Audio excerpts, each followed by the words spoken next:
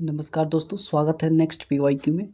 आज हम लोग करने वाले हैं बायोलॉजी के कुछ इम्पोर्टेंट प्रश्न हैं जो अगर किसी भी एग्ज़ाम की तैयारी कर रहे हैं, यहाँ पे खास करके ये अगर बिहार पुलिस की हो, है ना, या बिहार जो है एसआई की एग्ज़ाम हो या बिहार की कोई भी एग्ज़ाम हो, उसके लिए जो है इम्पोर्टेंट होने वाला है। तो चलिए, अच्छा एक चीज़ और है कि अगर आप जो है चाहे यूपी पुलिस हो या इसके अलावा अदर अदर कोई भी एग्ज़ाम हो, तो उसके लिए भी जो है काफ़ी इम्पोर्टेंट चीज़ है।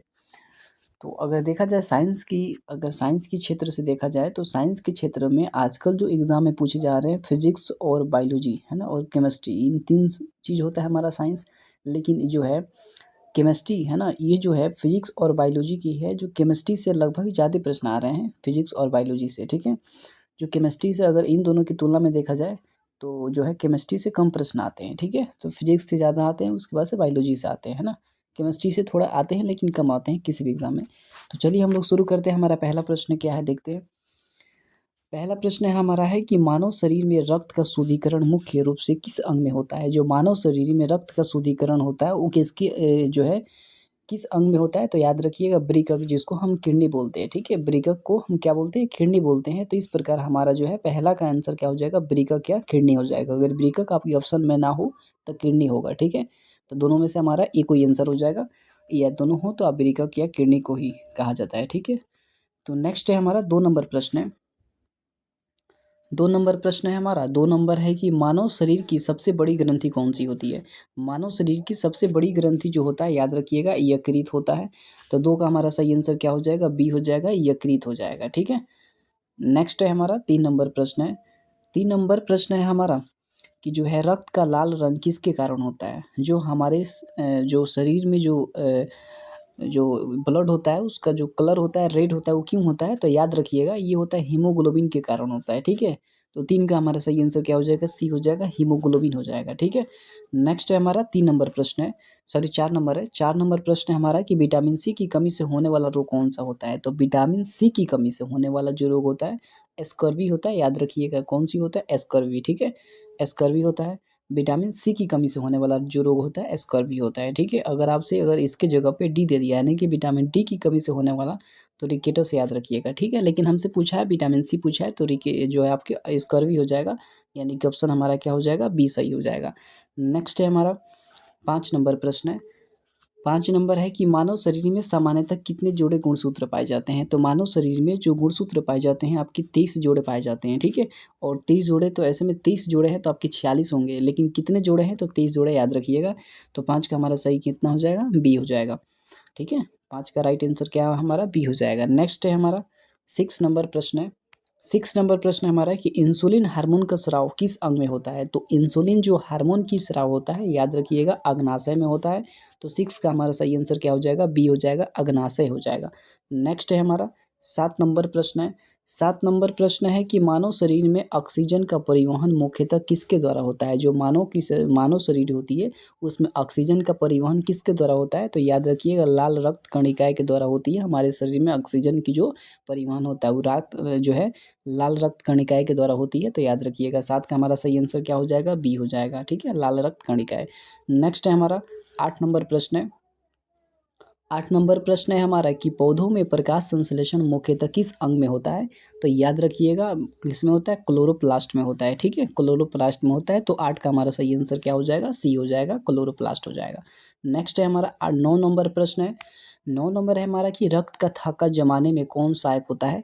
तो रक्त का थाका जमाने में सहायक होता है आपका प्लेटलेटस सहायक होता है, याद रखिएगा। तो 9 का हमारा सही आंसर क्या हो जाएगा? सी हो जाएगा, है ना।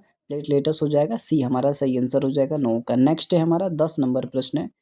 10 नंबर प्रश्न है हमारा कि मानव शरीर का सामान्यतः तापमान लगभग कितना होता है? हमारे जो शरीर होती है जनरली उसका तापमान कितना होता है? तो याद रखिएगा इसका जो तापमान होता है 37 डिग्री सेल्सियस होता है, ठीक है। तो 10 का हमारा सही आंसर क्या हो जाएगा? बी हो जाएगा, 37 डिग्री सेल्सियस हो जाएगा। नेक्स्ट है हमारा 11 नंबर प्रश्न है। 11 नंबर प्रश्न है हमारा कि विटामिन डी की कमी से होने वाला रोग कौन-सा होता है? तो विटामिन डी की कमी से जो होने वाला रोग होता है वो रिकेटस होता है। अभी हम पीछे थोड़ी-सी बताए हैं कि विटामिन सी की कमी से जो होने वाला रोग होगा वो क्या होगा? स्कर्वी होगा। ठीक है, स्कर्वी होता है, और विटामिन डी की कमी से जो होने वाला रोग होता है वो रिकेटस होता है। ठीक है, तो इन दोनों को याद रखिएगा। ये जो है काफ़ी ज़्यादा इम्पोर्टेंट है, और जो है कई बार एग्जाम में रिपीट भी हुए हैं, तो इसको याद रखिएगा, विटामिन सी और डी। ठीक है, तो ये है आपका डी का रिकेटस, और सी की हो जाएगा स्कर्वी। ठीक है, तो ये हमारा डी है, तो ये हमारा रिकेटस हो जाएगा, ऑप्शन बी हो जाएगा। ठीक है, नेक्स्ट है हमारा क्वेश्चन, 12 नंबर प्रश्न है। 12 नंबर है कि मानव शरीर में पाचन की प्रक्रिया कहाँ से शुरू होती है? तो मानव शरीर में पाचन की जो प्रक्रिया होती है वो मुख से ही प्रारंभ हो जाती है। तो याद रखिएगा, 12 का हमारा सही आंसर क्या हो जाएगा? सी हो जाएगा।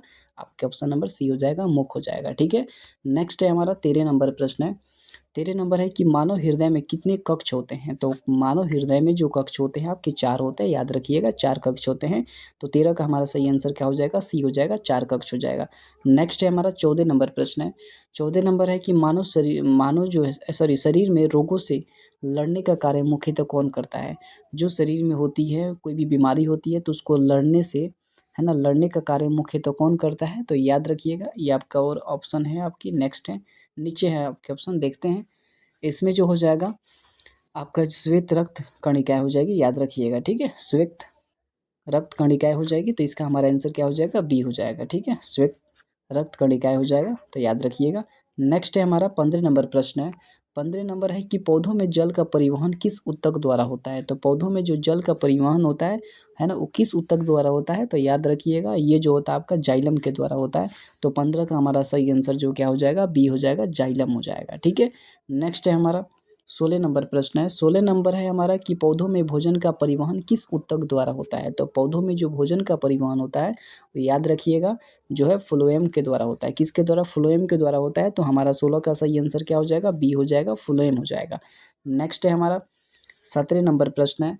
17 नंबर प्रश्न है कि मानव शरीर में सबसे बड़ी हड्डी कौन सी होती है? सबसे आपसे, सॉरी, छोटी पूछा है ना, हाँ, सबसे छोटी पूछा है कि मानव शरीर में सबसे छोटी हड्डी कौन सी होती है? अगर बड़ी कहेगा तो फीमर हड्डी हो जाएगी, जो कि जांघ की हड्डी होती है। अगर सबसे छोटी कहेगा तो ये हमारी किसकी हड्डी हो जाएगी? तो कान की हड्डी हो जाएगी, याद रखिएगा। कान की हड्डी हमारी सबसे छोटी हड्डी होती है। ठीक है, तो इस प्रकार इसको याद रखिएगा, कान की हड्डी सबसे छोटी हो जाएगी, जांघ की हड्डी जो फीमर की हड्डी होती है सबसे बड़ी होती है। ठीक है, तो इस प्रकार हमारा छोटी हो जाएगा कान की हड्डी, ऑप्शन आपके बी हो जाएगा, कान। ठीक है, नेक्स्ट है हमारा 18 नंबर प्रश्न है। 18 नंबर है कि आयोडीन की कमी से कौन सा रोग होता है? तो आयोडीन की कमी से होने वाला रोग होता है घेंघा, उसको कहा जाता है। याद रखिएगा, ये काफ़ी ज़्यादा एग्जाम में जो रिपीट हुआ है ना, ये जो है कि कई एग्जाम में पूछा हुआ प्रश्न है, ये याद रखिएगा। आयोडीन की कमी से होने वाला रोग जो होता है आपकी घेंघा होता है। तो 18 का हमारा सही आंसर हो जाएगा, जो कि ए सही है, क्या हो जाएगा? घेंघा। ठीक है, नेक्स्ट है हमारा 19 नंबर प्रश्न है। 19 नंबर है कि मानव शरीर में मूत्र का निर्माण मुख्यतः कहाँ होता है? तो मूत्र का जो निर्माण होता है वो वृक्क में होता है, जिसको किडनी भी कहा जाता है, याद रखिएगा। तो 19 का हमारा सही आंसर क्या हो जाएगा? सी हो जाएगा, वृक्क, है ना। वृक्क को और क्या बोलते हैं? तो किडनी भी कहा जाता है। नेक्स्ट है हमारा 20 नंबर है। 20 नंबर प्रश्न है कि कोशिका का नियंत्रण केंद्र किसे कहा जाता है? तो कोशिका का नियंत्रण केंद्र कहा जाता है, याद रखिएगा, केंद्र को कहा जाता है। तो 20 का हमारा सही आंसर हो जाएगा, बी हो जाएगा, केंद्रक हो जाएगा। ठीक है, नेक्स्ट है हमारा 21 नंबर प्रश्न है। 21 नंबर है हमारा कि कोशिका का पावर हाउस किसे कहा जाता है? तो कोशिका का पावर हाउस कहा जाता है, देखते हैं नीचे आपके ऑप्शन में है। तो नीचे, हाँ, ऑप्शन यहाँ पे है आपकी, कोशिका का पावर हाउस किसे कहा जाता है? तो याद रखिएगा, कोशिका का जो पावर हाउस कहा जाता है आपके ऑप्शन नंबर कौन है? माइटोकॉन्ड्रिया। ऑप्शन नंबर सी है, माइटोकॉन्ड्रिया हो जाएगा, है ना। कोशिका जो है बोल सकते हैं, ठीक है, माइटोकॉन्ड्रिया को कहा जाता है। तो हमारा सी आपके ऑप्शन नंबर हो जाएगा, माइटोकॉन्ड्रिया हो जाएगा। नेक्स्ट है हमारा 22 नंबर प्रश्न है। 22 नंबर है कि रक्त में ऑक्सीजन ले जाने वाला प्रोटीन कौन सा होता है? ठीक है, तो याद रखिएगा, जिसको बोलते हैं हीमोग्लोबिन कहा जाता है। ठीक है, तो 22 का हमारा सही आंसर हो जाएगा, बी हो जाएगा, हीमोग्लोबिन हो जाएगा। ठीक है, बी, हीमोग्लोबिन। नेक्स्ट है हमारा 23 नंबर प्रश्न है। 23 नंबर है कि मानव शरीर में सबसे बड़ी हड्डी कौन सी होती है? सबसे बड़ी हड्डी, ठीक है, तो फीमर की हड्डी कहा जाता है, जो जांघ में पाई जाती है। ठीक है, तो याद रखिएगा, सबसे बड़ी कहेगा तो फीमर, जो सबसे छोटी कहेगा तो कौन सी थी? कान की हड्डी थी। ठीक है, कान की हड्डी थी। तो याद रखिएगा, ये हो जाएगा हमारा, इसका सही आंसर क्या हो जाएगा? बी हो जाएगा, फीमर हो जाएगा, जो कि सबसे बड़ी कहा है। ठीक है, सबसे बड़ी कहेगा तो फीमर, सबसे छोटी कहेगा तो कान की हड्डी, जिसको है ना, शायद एस्टीपर कहा जाता है। ठीक है, नेक्स्ट है हमारा 24 नंबर प्रश्न है। 24 नंबर प्रश्न हमारा है कि मलेरिया रोग किसके कारण होता है? तो याद रखिएगा, जो मलेरिया रोग होता है वो याद रखिएगा प्लाज्मोडिया के कारण होता है। ठीक है, किसके कारण होता है? तो प्लाज्मोडिया के कारण होता है। ठीक है, जो आपके मलेरिया रोग होता है वो किसके कारण होता है, तो प्लाज्मोडिया के कारण होता है। याद रखिएगा 24 का हमारा सही आंसर क्या हो जाएगा, सी हो जाएगा, प्लाज्मोडिया हो जाएगा। नेक्स्ट है हमारा 25 नंबर प्रश्न है। 25 नंबर प्रश्न होता है कि मलेरिया का वाहक कौन होता है। तो मलेरिया का जो वाहक होता है आपको याद रखना है, जो है तो मादा एनीफिलीज मच्छर होता है। ठीक है, मलेरिया का वाहक कौन होता है, तो मादा एनीफिलीज मच्छर होता है। मादा होता है, यहाँ पे नर भी दे दिया लेकिन मादा होता है। ठीक है, याद रखिएगा मादा होता है। तो 25 का हमारा सही आंसर क्या हो जाएगा, बी हो जाएगा, मादा एनीफिलीज मच्छर होता है। ठीक है, तो उम्मीद करते हैं दोस्तों कि काफ़ी ज़्यादा आपको यहाँ से हेल्प मिला होगा, है ना। जो किसी भी एग्ज़ाम के लिए, जो बीएसएससी का एग्ज़ाम होने वाला है, तो वहाँ पे भी ये एक तरह से बोल सकते हैं कि आपको जो है ना, वहाँ पे भी उपयोगी है। तो आप इस